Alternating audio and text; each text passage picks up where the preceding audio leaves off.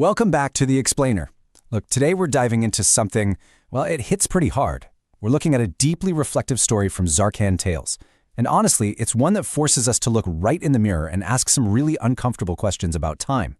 It's not just some self-help cliche. We're talking about the literal foundation of everything we actually want to achieve. So let's just jump right in. 24.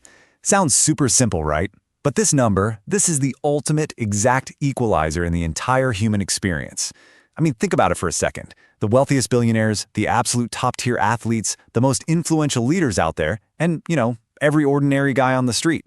We all get this exact same allocation every single day. 24 hours, that's it. The difference between the life you're living right now and the life you're dreaming about, it isn't about getting more time. It's 100% about how you're using it. Which brings us to, honestly, the most crucial question you can ask yourself. What are you doing today? Just hold on to that thought, okay? Because it's the heartbeat of our story today. See, in this small village, there was a young guy named Adam. Smart kid, kind-hearted, and just absolutely packed with big dreams.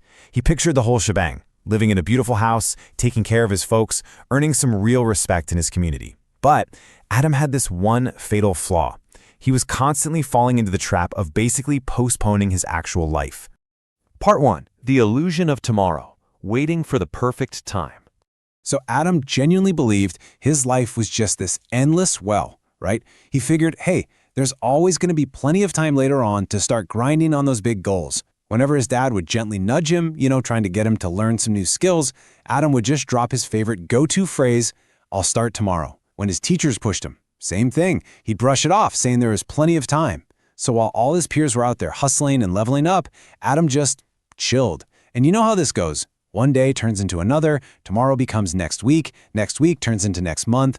Literally, years started slipping by while he just sat around waiting for this magical, perfect time to kick things into gear. Moving on to part 2, the wisdom of Hassan, the slipping sand.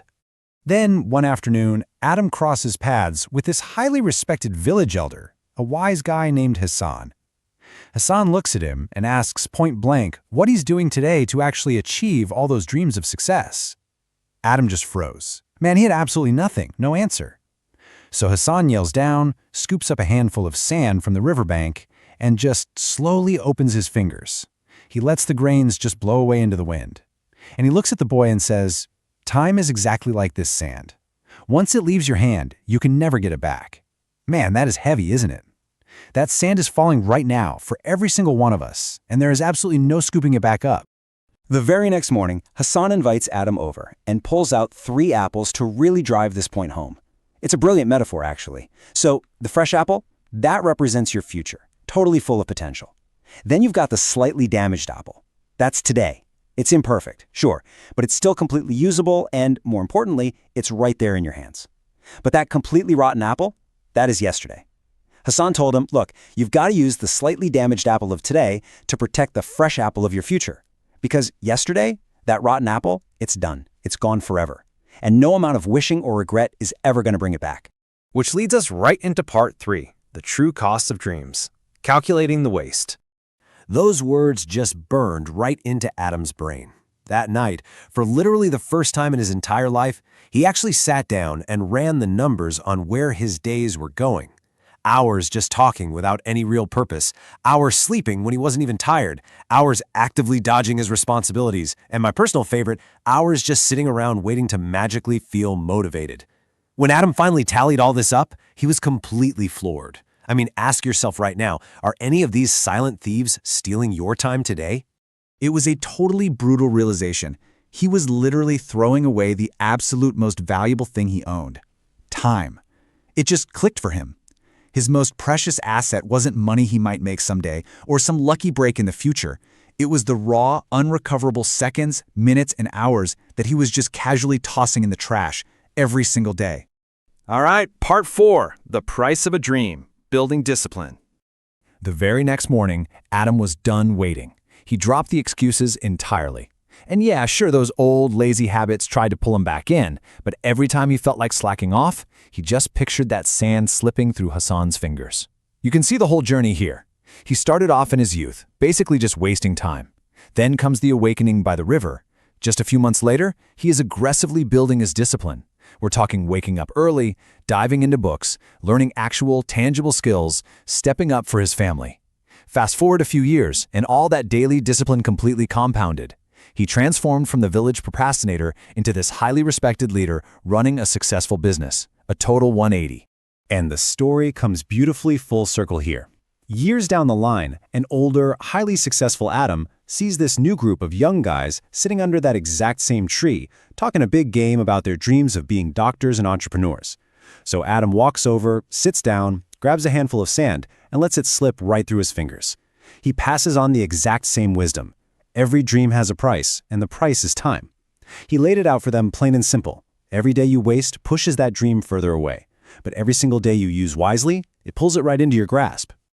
And that brings us to our final section, Part 5. The perfect moment is now, creating your future. Look, we've all got to accept a pretty harsh reality here.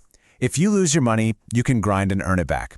If your business goes under, you can rebuild it from the ground up. Honestly, even lost opportunities have a way of circling back around sometimes. But lost time? Man, it never comes back. Every single passing second instantly becomes permanent history. Period. And understanding this totally shatters the biggest lie we all tell ourselves. The myth that you've got to wait for this perfect moment before you take action.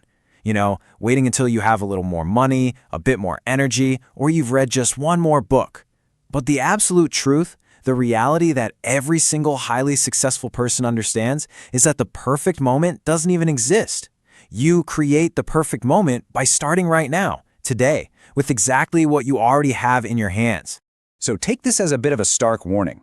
Tomorrow has probably already stolen years from your life. Seriously, saying, "I'll just do it tomorrow," is this incredibly dangerous, quiet little habit that just silently robs you of your ultimate potential. Every single day is like a small piece of gold. We've got to stop just spending it without even thinking. I'm going to leave you with this final thought, and I really want you to chew on this. If you started using just 1 hour a day wisely, just one, what would your life actually look like a year from now? Small, aggressive actions repeated daily, that's what creates extraordinary results. So reclaim your time today. Start right now, 1 minute at a time, and go completely transform your future. Thanks for hanging out with me for this explainer. Now, go make today count.